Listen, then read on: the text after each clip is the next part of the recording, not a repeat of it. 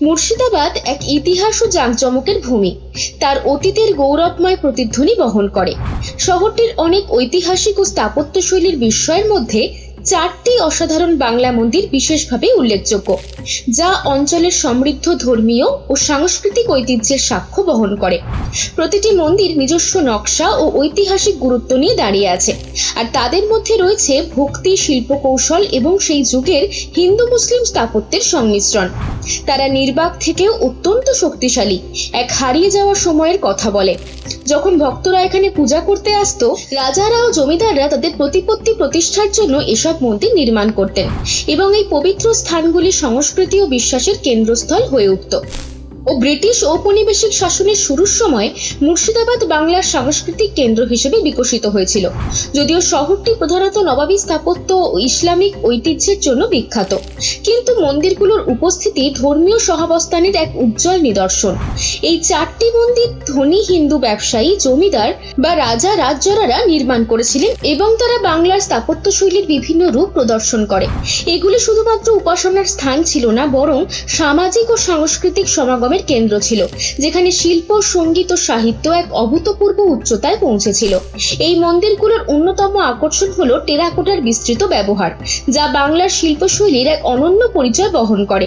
মন্দিরের দেওয়ালে খোদাই করা টেরাকোটা ফলকগুলিতে রামায়ণ, মহাভারত ও পুরাণের বিভিন্ন কাহিনী ফুটিয়ে তোলা হয়েছে।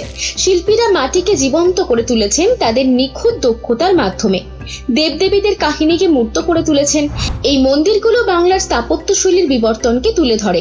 বিশেষ করে পঞ্চরত্ন, আটচালা ও একরত্ন শৈলীর নিদর্শন এতে স্পষ্ট। শতাব্দীর পর শতাব্দী পেরিয়ে গেলেও এই মন্দিরগুলোর সৌন্দর্য আজও দর্শনার্থীদের মুগ্ধ করে এবং সময়ের সাথে লড়াই করে টিকে আছে।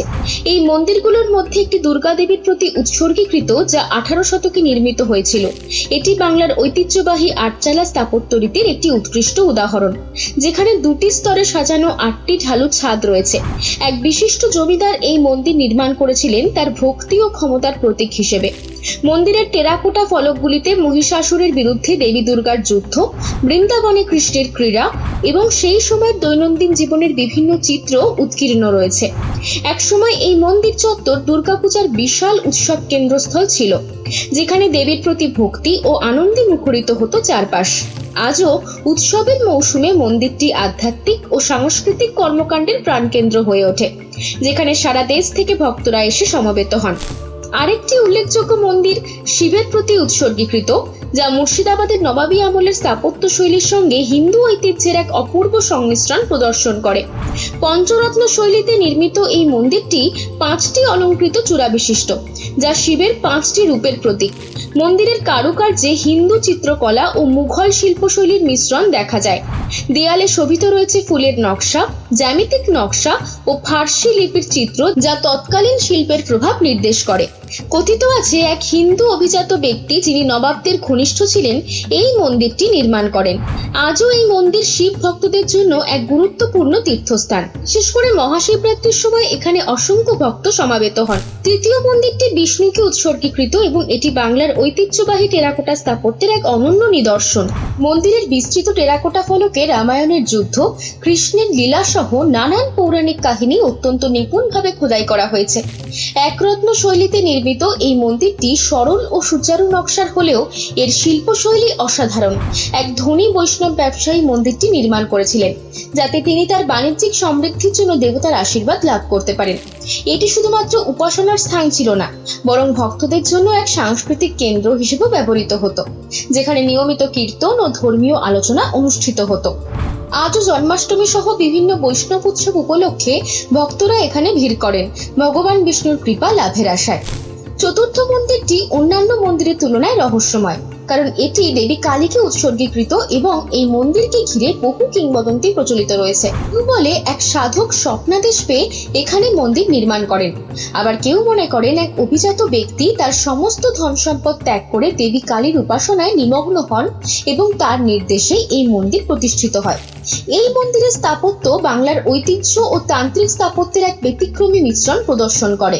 মন্দিরের গর্ভগৃহে দেবী কালীর এক শক্তিশালী মূর্তি স্থাপিত রয়েছে, যার গলায় খুলিমালা ও চক্ষুদয়ে রয়েছে ভয় ও করুণার সংমিশ্রণ। ভক্তরা বিশ্বাস করেন এই মন্দির অলৌকিক শক্তিতে পূর্ণ এবং বিশেষত কালী পূজার সময় এখানে মধ্যরাতের আরাধনায় এক অপার্থিব পরিবেশ সৃষ্টি হয়। যুগের পর যুগ মুর্শিদাবাদ রাজনৈতিক উত্থান পতন, নবাবী শাসনের পতন, ব্রিটিশ ঔপনিবেশিক শাসন ও আধুনিক পরিবর্তনের সাক্ষী থেকেছে, কিন্তু এই চারটি মন্দির আজও বাংলার ধর্মীয় ও সাংস্কৃতিক ঐতিহ্যের সাক্ষ্য বহন করে চলেছে। যদিও বহু মন্দিরই সময়ের সঙ্গে সঙ্গে ক্ষতিগ্রস্ত হয়েছে, স্থানীয় সংরক্ষণ সংস্থা ও ভক্তদের প্রচেষ্টায় এই স্থাপনাগুলো রক্ষা করার উদ্যোগ নেওয়া হয়েছে। এই চারটি মন্দিরের শুধু প্রার্থনা স্থান নয়, বরং তারা অতীতের এক জীবন্ত চিত্র, যেখানে ইতিহাস, বিশ্বাস ও শিল্প একত্রে মিশে গেছে। কেউ যখন এই মন্দিরের আঙিনায় পা রাখে, তখন যেন সে অতীতের ছোঁয়া অনুভব করতে পারে, শুনতে পায় মন্দিরের ঘণ্টাধ্বনি, ভক্তদের আরতি এবং এক হারিয়ে যাওয়ার সময়ের প্রতিধ্বনি, যা আজও মুর্শিদাবাদের বাতাসে ভাসমান।